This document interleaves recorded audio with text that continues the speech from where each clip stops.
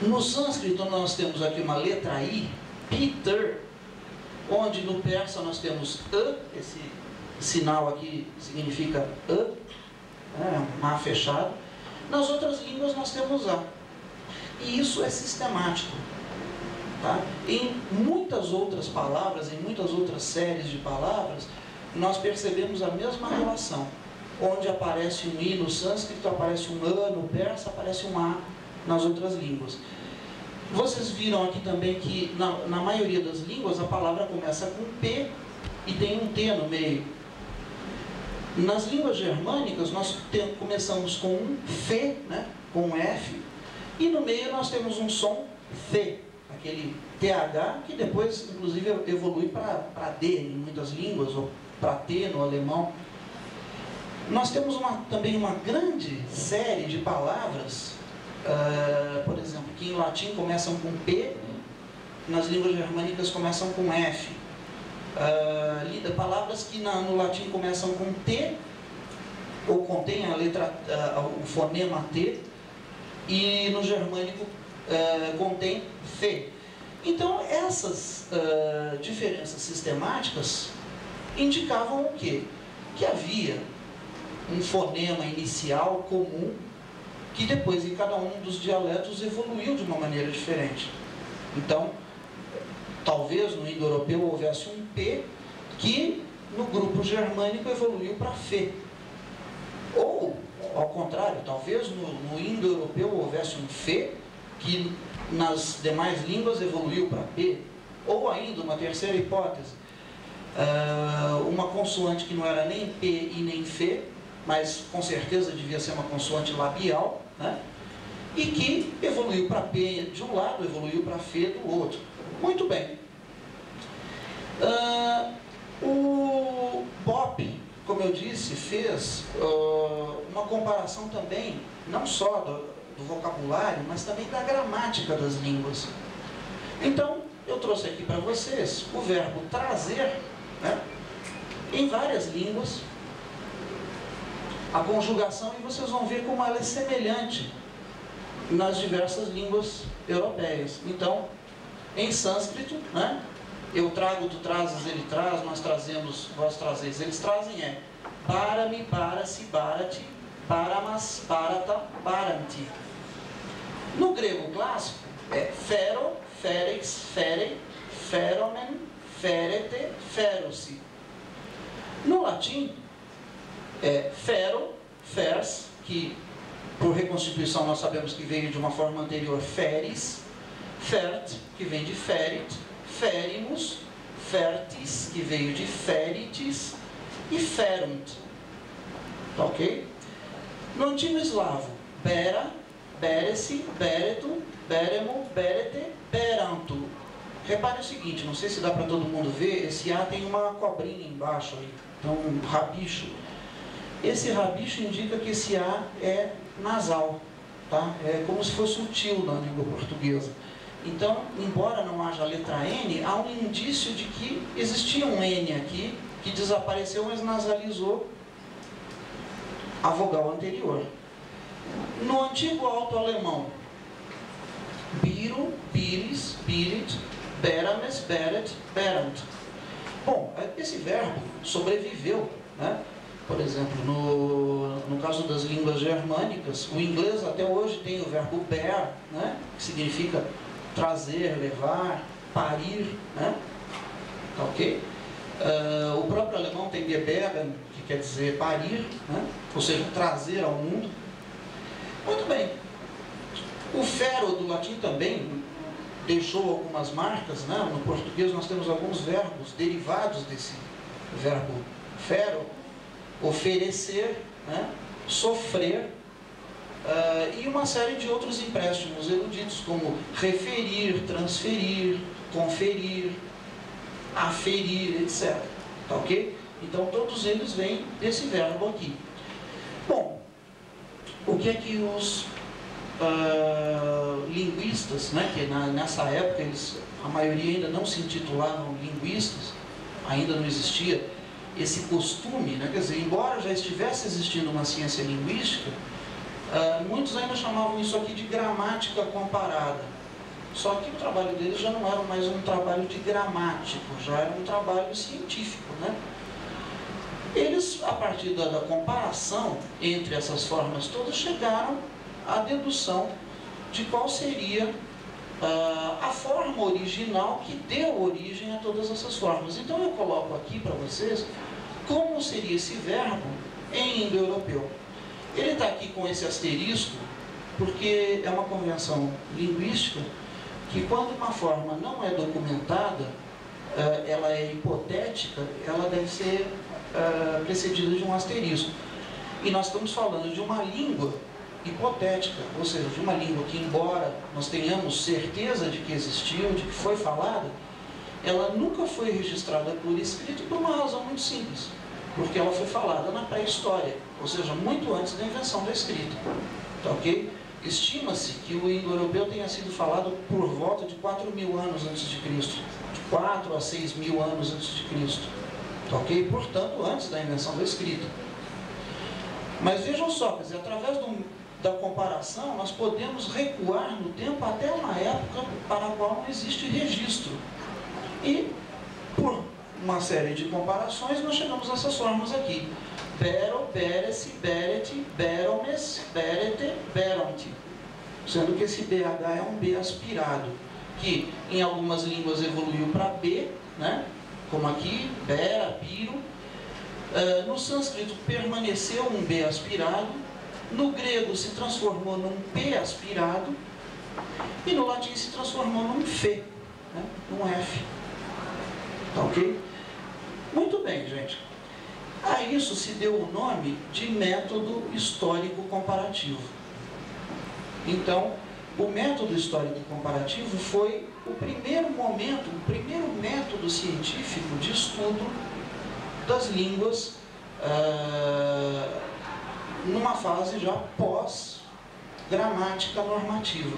Claro, a gramática normativa existe até hoje, existem os gramáticos.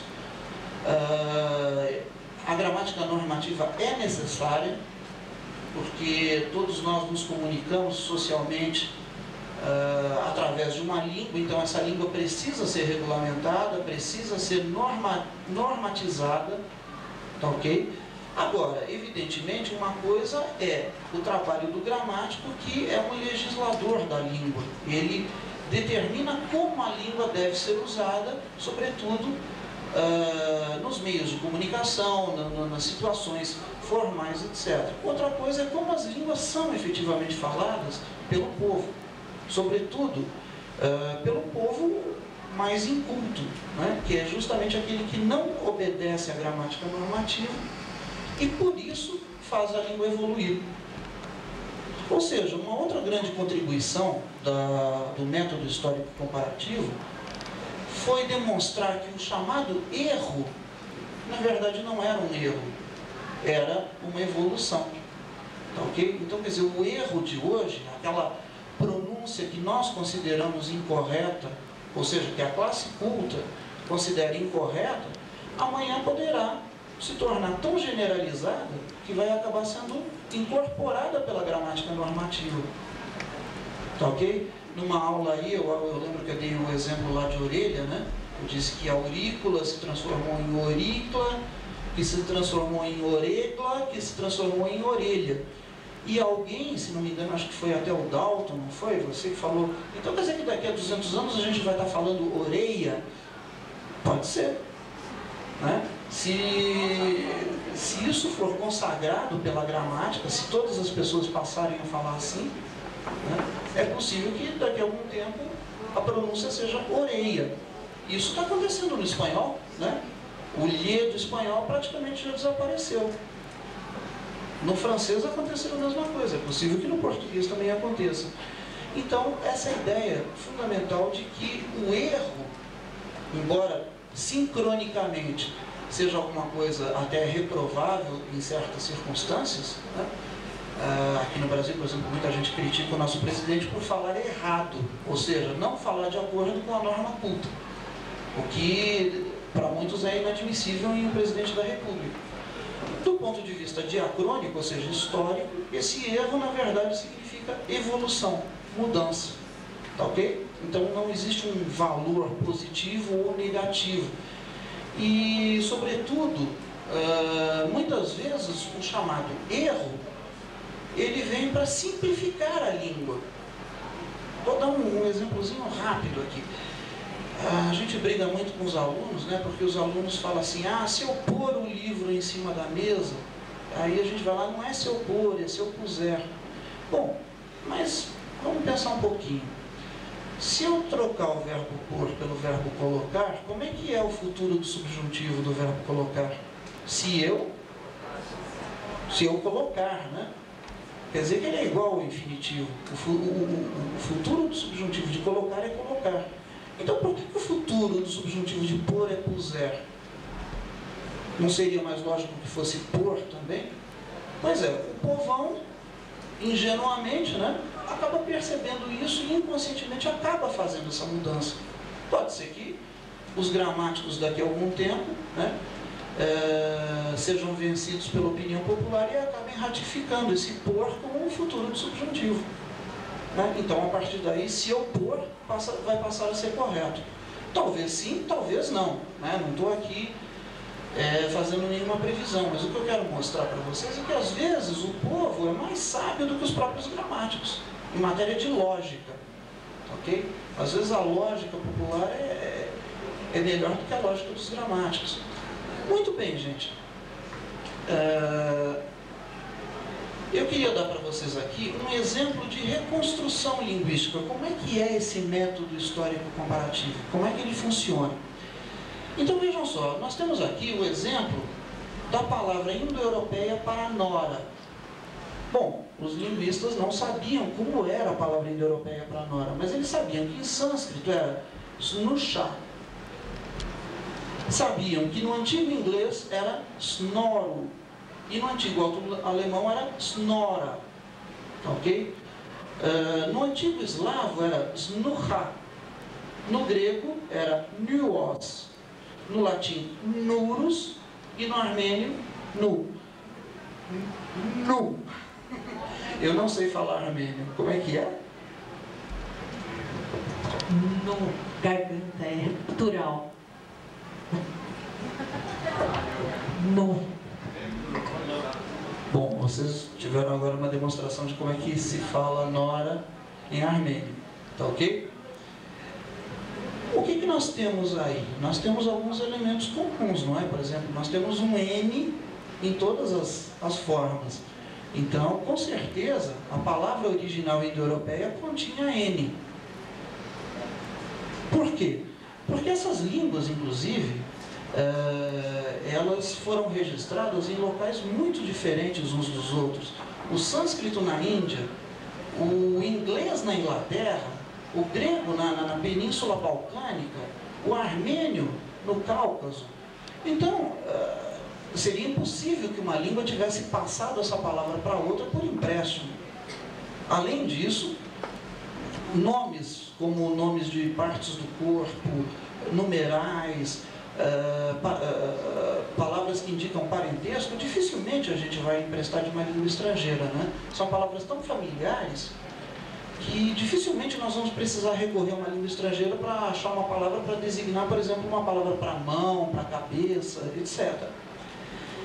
Então, evidentemente, essas palavras todas são aparentadas, elas têm uma origem comum. Bom, o que mais que nós temos? Em algumas dessas palavras nós temos um S inicial. Snus, snusha, snoro, snora, snucha. No grego, no latim e no armênio nós não temos. Tá? E nós sabemos, também por comparação, que o grego e o latim, e também o armênio depois se descobriu, né? Eles sistematicamente eliminam esse som de S toda vez que ele é seguido de uma consoante sonora, ou seja, aquela consoante em que ocorre vibração das cordas vocais. Ok? Então toda vez que o S era seguido de um L, de um N, de um M, de um R, ele desaparecia. Além do que, é muito mais lógico supor que havia um S que desapareceu do que supor que não havia nada e que um monte de línguas diferentes em lugares e épocas diferentes inventaram esse S e tiveram exatamente a mesma ideia, quer dizer, acrescentaram um S e não outro som qualquer. Seria muita coincidência. Então, o mais lógico é supor que esse S existia em algumas línguas por uma questão puramente fonética, né, de facilidade de pronúncia. Para nós mesmos, falantes do português, pronunciar palavras iniciadas com S seguido de outra consoante não é muito fácil. Né? Então, é natural que esse S tenha caído. Bom, o que mais? O U, nós temos aqui U, nós aqui temos O, aqui U, aqui U, aqui U, aqui U. E também por estudos que já vinham sendo empreendidos há muito tempo a respeito do germânico, já se sabia que esse O do germânico, das línguas germânicas, provinha de um antigo U. Por quê? Porque em algumas palavras, inclusive, esse U se mantinha. Em outras ele evoluía para O, mas dependendo do contexto em que se encontrava esse U, ele podia se manter ou podia se transformar em O. Então, também no antigo germânico, nós devíamos ter um U. Então, aí houve já uma primeira dedução, ou seja, do inglês, do alemão e de outras línguas germânicas, chegou-se a uma forma também hipotética do que teria sido essa palavra no antigo germânico, ou seja, na língua que deu origem às línguas germânicas. A língua que fez o papel que o latim fez para as línguas românicas. Bom, outro detalhe, a terminação. Nós temos aqui, olha, isso no chá, no sânscrito, nós temos a terminação A. No inglês e no alemão, bom, o inglês termina em U, o alemão termina em A. Só que também, por pesquisa, se descobriu que esse U do inglês, assim como esse A do alemão, evoluíram de um antigo O longo. E esse O longo, por sua vez, evoluiu de um A longo, mais antigo. Então, provavelmente, a forma germânica primitiva era snuzo. No antigo eslavo, snuha, que deu no russo, snoha. Né? No português nós temos, aliás, no latim nós temos nurus, terminado em us, tá ok? Segunda declinação, né, para quem já estudou isso. e no português nós temos nora. Vejam que coisa interessante, né? Nurus, do latim, evolui para o português nora, não para noro, tá ok? Por que isso? Então, o que aconteceu? Qual era a terminação original dessa palavra no indo-europeu? Era A ou era O? Bom, vamos raciocinar um pouco. Por que em latim nurus evoluiu para o português nora? Pelo seguinte, uma razão óbvia. Nora é uma palavra feminina. Nurus em latim também era uma palavra feminina. Só que a grande maioria das palavras femininas em latim terminava em A. E havia umas poucas palavras latinas femininas terminadas em us. Então é muito mais lógico pegar essas poucas palavras, vamos dizer que são exceções, né, palavras femininas terminadas em us, e mudá-la para uma terminação A. É isso que eu chamei de a lógica do povão. Tá ok? Então, gente, chegou-se à conclusão de que a terminação primitiva devia ser um O, que se manteve aqui no latim, nuros, nurus, no grego, niuos, no armênio, caiu, e as outras línguas, por uma questão de lógica, mudaram esse O para A. Tá ok? Então, chegou-se à forma final no sós do indo-europeu. E esse mesmo procedimento é feito com todas as outras palavras. Muito bem. Esse método perdurou até o final do século XIX, comecinho do século XX, quando surge uma figura chamada Saussure, que vocês já devem ter ouvido falar. Todos os livros apresentam Saussure como um indivíduo que destruiu o método histórico comparativo e tal. Na verdade, ele próprio era um histórico comparativista, e dos bons. Só que depois de muitos anos estudando e comparando as línguas, ele percebeu o esgotamento do método. Ou seja, o método era bom, ele estava correto, só que ele não explicava como as línguas funcionam, explicava apenas como as línguas evoluem, como as línguas mudam. Mas e a estrutura da língua? Como é que as línguas funcionam num determinado momento do tempo? Isso o método histórico comparativo não explicava.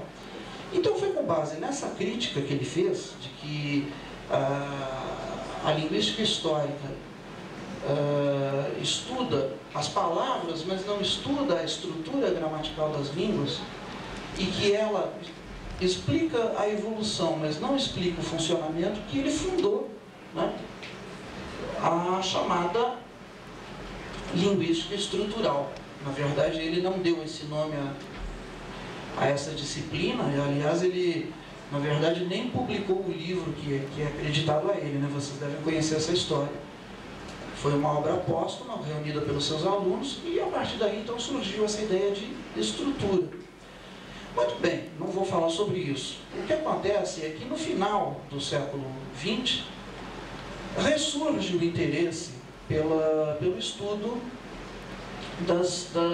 da história das línguas, ou seja, esse método histórico comparativo volta a ser utilizado, porém agora numa nova perspectiva. Por quê? Porque hoje nós temos uma tecnologia muito mais moderna para fazer reconstrução linguística do que os comparativistas do século XIX. Então hoje nós podemos contar com a contribuição de disciplinas tão diversas quanto a arqueologia, quanto a paleobotânica, quanto a genética. Por exemplo, um exemplo da paleobotânica. Uma das coisas que se perguntam é: onde surgiu o indo-europeu? Qual foi o local onde essa língua surgiu e do qual essa língua se expandiu para toda essa região do mundo? Um levantamento que pode ser feito é o seguinte: pega-se o nome de uma planta